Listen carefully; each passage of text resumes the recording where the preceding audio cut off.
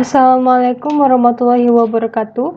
Perkenalkan, nama saya Regina Temayalianti dengan NPM 102221015 dari program studi psikologi. Di sini saya akan menjelaskan hasil dari kerja saya yang berjudul kesehatan mental. Saya akan menjelaskan pengertian kesehatan mental. Kesehatan mental adalah suatu kondisi seseorang yang memungkinkan berkembangnya semua aspek perkembangan, baik fisik, intelektual, dan emosional yang optimal serta selaras dengan perkembangan orang lain, sehingga selanjutnya mampu berinteraksi dengan lingkungan sekitar. Faktor-faktor yang mempengaruhi kesehatan mental yaitu ada 1. Faktor biologis.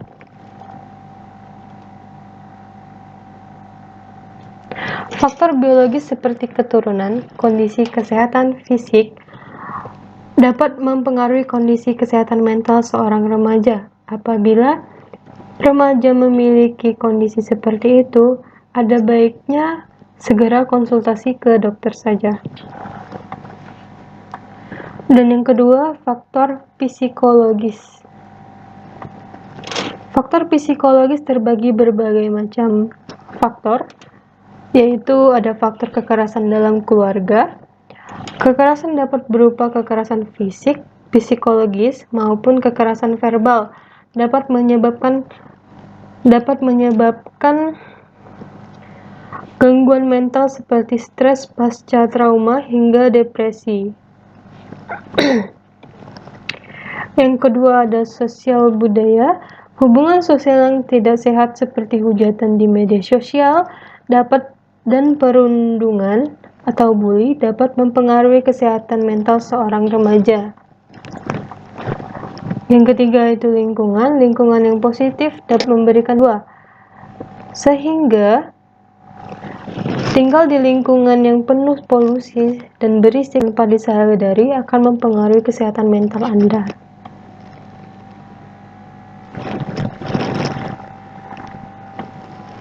Ciri-ciri kesehatan mental.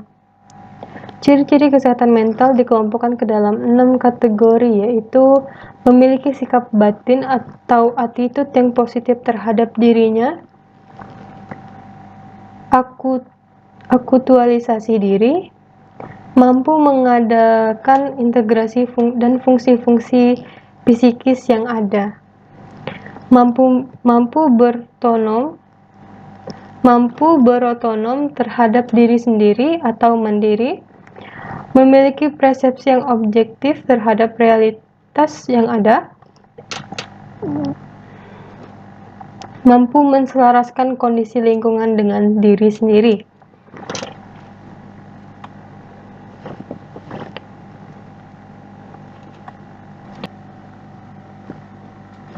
Pengaruh kesehatan mental terhadap perasaan, yaitu ada rasa cemas, adanya perasaan tidak menentu, panik, takut tanpa sebab yang menyebabkan timbulnya perasaan gelisah dari seseorang. Misalnya perasaan seorang ibu yang gelisah karena anaknya terlambat pulang ke rumah. Berbagai pikiran berkecambuk dalam dirinya. Ia merasa khawatir bila anaknya mendapatkan kecelakaan ataupun diculik orang dan lain-lainnya. Yang kedua adalah iri hati. Perasaan iri hati sering terjadi dalam diri seseorang, namun sebenarnya perasaan ini bukan karena adanya kedengkian dalam dirinya, melainkan karena ia sendiri tidak merasakan bahagia dalam hidupnya. Sebagai contoh adalah seorang ibu yang masih muda dan cantik dan kaya, karena merasa iri kepada suaminya, karena anak-anaknya lebih dekat kepada suaminya, ia juga merasakan bahwa suami tidak menginginkan perasaannya. Hal ini menyebabkan terjadinya pertengkaran dan perselisihan antara suami istri tersebut. Rasa sedih. Rasa sedih ini terkadang berpangkal dari hal-hal yang kecil yang terjadi karena kesehatan mental yang terganggu. bukan karena penyebab kesedihan secara langsung. Rasa rendah diri, hilangnya kepercayaan diri. Rasa rendah diri menyebabkan seseorang menjadi mudah tersinggung, sehingga menyebabkan orang yang bersangkutan tidak mau bergaul karena merasa dikucilkan. Ia tidak mau mengemukakan pendapat dan tidak memiliki inisiatif. Pemarah. Seseorang yang sering marah-marah tanpa sebab biasanya mengalami gangguan kesehatan mental. Pada dasarnya, mereka merupakan ungkapan kekecewaan atau ketidakpuasan hati.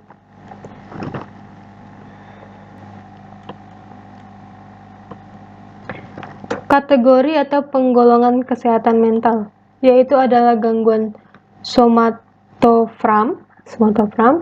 Gejalanya bersifat fisik tetapi tidak terdapat dasar organik dan faktor-faktor psikologisnya, yaitu gangguan disosiatif,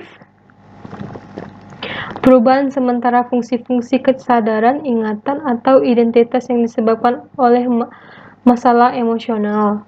Gangguan psikoseksual termasuk masalah identitas seksual atau impoten seksual dan tujuan seksual.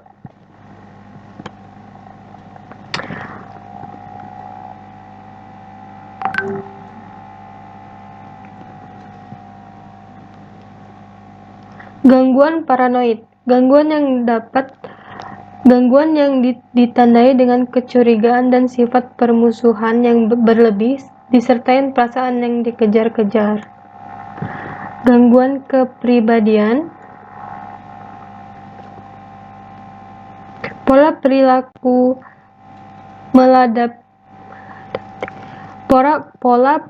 maladaptif yang sudah menahun, yang merupakan cara-cara tidak dewasa dan tidak tepat dalam mengatasi stres atau pemecahan masalah, dan yang lain-lainnya.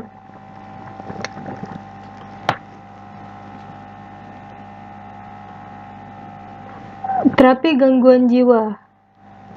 Ada beberapa terapi gangguan jiwa, yaitu terapi holistik, psikoterapi keagamaan, farmakoterapi, terapi perilaku.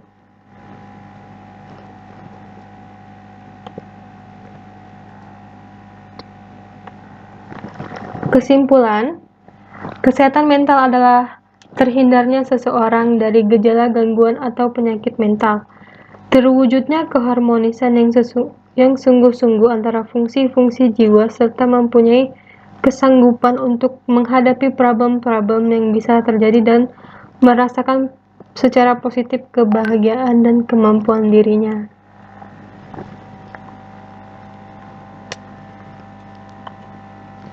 Saran, jangan sampai orang terdekat kita terkena gangguan kesehatan mental, karena sangat sulit untuk mengobati gangguan mental tersebut. Ajaklah orang terdekat Anda untuk berbicara ataupun curhat terkait masalah yang dialaminya, agar tidak berujung pada kesehatan mental orang tersebut, dan sebisa mungkin berilah solusi terbaik untuk orang tersebut.